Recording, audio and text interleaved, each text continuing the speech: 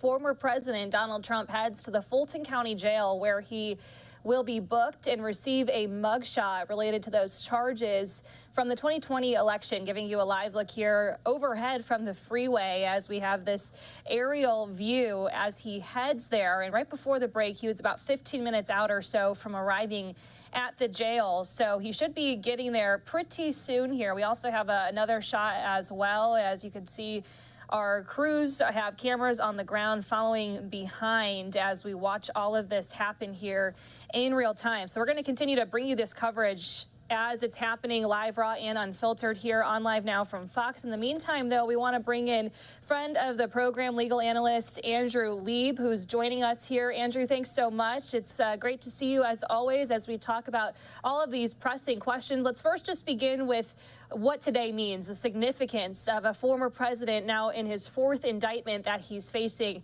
heading to the Fulton County Jail to receive a mugshot to get booked. Just the significance of this day. Surreal. That's the word, Lexi. It's just purely surreal. And what's surreal is watching this motorcade and watching him make his way 15 minutes away. And yeah, you did say it's the fourth time, which is already numbing to me. The first time when we saw it in New York, mind blown. By the second and third times, Florida and DC, it was normative at this point. But why is it surreal today? Because Donald Trump's not getting booked in the courthouse. He's not getting special privileges where he doesn't get a mugshot. There's going to be a mugshot. There's going to be height and weight. And guess what? He's going to a jail today. Can you just close your eyes and picture Donald Trump with his golden toilets in a jailhouse? It's mind-blowing. It's awe-instructing. And if he doesn't understand the gravity of the situation after today, I don't know that anything will make it real for him. But right now, this is a major ordeal. And I have to tell you, Lexi, what a shame that this is part of the history of the United States. I can't believe it's happening in my lifetime, Lexi. Yeah, it is surreal to watch all of this happening. And of course, this is now the fourth indictment here. And in his previous court appearances, when this has all happened, he hadn't had to take a mugshot before or go through this process. So maybe explain to viewers why this time around we're seeing some differences. Well, let's start off why the other three were different. And the other three were different because of special privileges. Meaning that if you or I were to go into New York County Court and we were going to go commit a crime that we were going to see something along the lines of New York City, just think about that for a second, Alvin Bragg, the DA, we would be getting mugshots. We would be treated like the felons that he's being charged with. That would happen if the feds came after us. I can't fathom a worse day than the feds coming after us. But Donald Trump has been getting privileges, and maybe they're just and maybe they're right because he is a former president and he is a leading contender for office. But in Georgia, the Georgia sheriff said he's not giving him any special privileges and he's going to treat him just like everyone else. We saw Mark Meadows, his chief of staff, just try and get out of getting arrested. Meadows got arrested. It happened for Meadows. It happened for Giuliani. It happened for Ellis. She's the only one that I saw smiling in the pictures so far of all of them. We'll see if Trump smiles too. Maybe he has pearly whites. But at the end of the day, this is the normative way. I think that's really the key. What's happening in Georgia is what should happen to everyone. Everywhere else, Trump got a special privilege. So this isn't the weird one. The other three times were the weird ones, Lexi. Yeah, and Andrew, let's put up an image here of who has so far surrendered in this. You can take a look here, of course, among them, as you mentioned, Mark Meadows, as well as Rudy Giuliani, along with some others here. And this comes the day before the deadline. Tomorrow at noon was the deadline for Trump and the 18 co-defendants in this to surrender to the Fulton County Jail. And then, of course, once Trump does arrive and have his mugshot taken, he'll be added to this list as well. When you look at the 18 co-defendants that are also listed in this, number one, are you surprised by how many co-defendants there are? And obviously, just considering this was such a lengthy investigation, years long, are you surprised by the number of co-defendants who are also included in this? I think I'm more surprised about the 30 unindicted co-conspirators and to see who they're going to be. We have 19 now that are indicted, 19 people after a 2.5-year investigation. But you have to be sitting there if you were part of this or involved in this and wonder if you're one of those 30 people, if you could be indicted too. There's nothing that stops an unindicted co-conspirator from eventually being indicted. It's a major ordeal. I want to cherry pick 2 of the people, though, that are interesting. Chesebro. We heard about that in your package before with our Fox News reporters. And what they were explaining, and it's so right, Chesebro just asked for a speedy trial, which spurred Trump's new attorney, this Steve Sato, to do a severance. We'll see if we're going to see these cases go together. The second one of interest.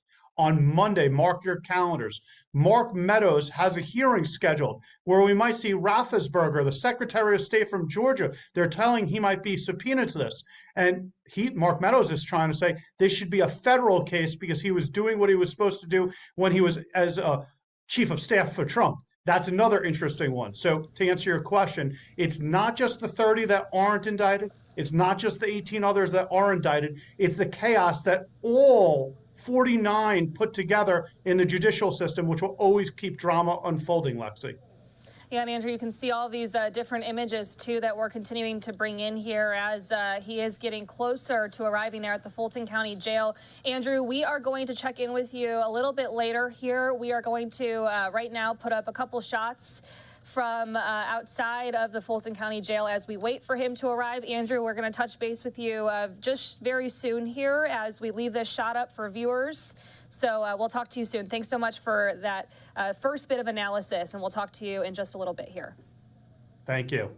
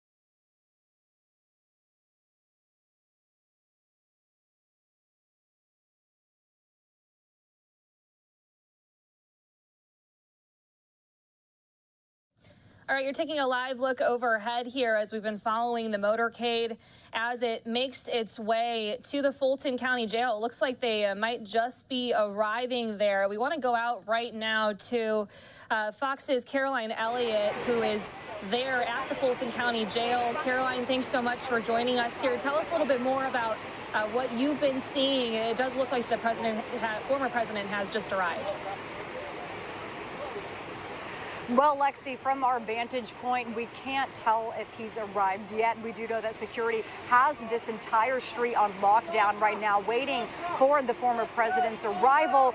But really, that's what we're expecting in the next couple minutes. And if you guys could hear supporters and protesters chanting behind us, "We love Trump. We want Trump." Again, they're waiting for Trump to get here. You do see a lot of protesters here just waiting for the former president to get here, just wanting to show support for the former president after the fourth indictment here. Now, again, once the motorcade does arrive, Trump will see this large group of protesters and supporters. And what we're hearing from protesters right now is that they believe this indictment is politically motivated. They believe this is all part of a greater attack against the GOP frontrunners. But we're also seeing some supporters backing the Fulton County District Attorney's decision to charge Trump and all 18 accused co-conspirators in this case.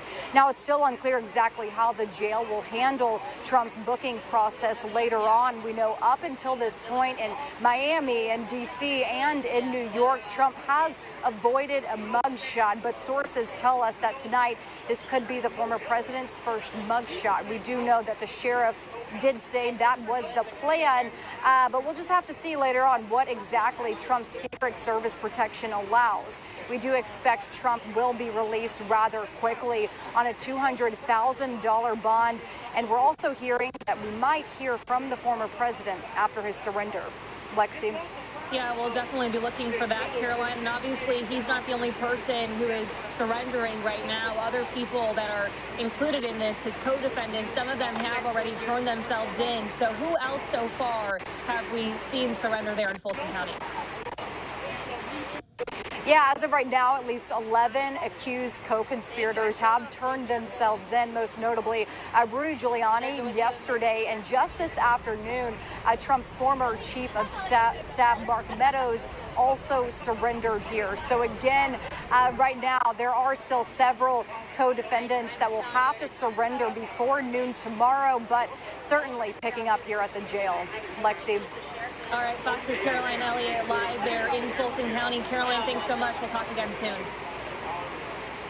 Thank you. All right, so giving you several different live looks here as we continue to follow this, as it does appear that he has arrived at the jail. A couple of different angles that we're working with right now. It's a little bit difficult to see exactly which entrance he went through, where he's at right now, but we did see the motorcade go that way, and we have several different angles that we are watching right now. So you can see, as Caroline said, as Tyler said, as Randy said, as we've been following this, a lot of different people who have gathered here, mostly supporters of the former president from what we've heard so far, but of course some protesters as well, a mix of people who are gathered there along the road as he just arrived at the Fulton County Jail.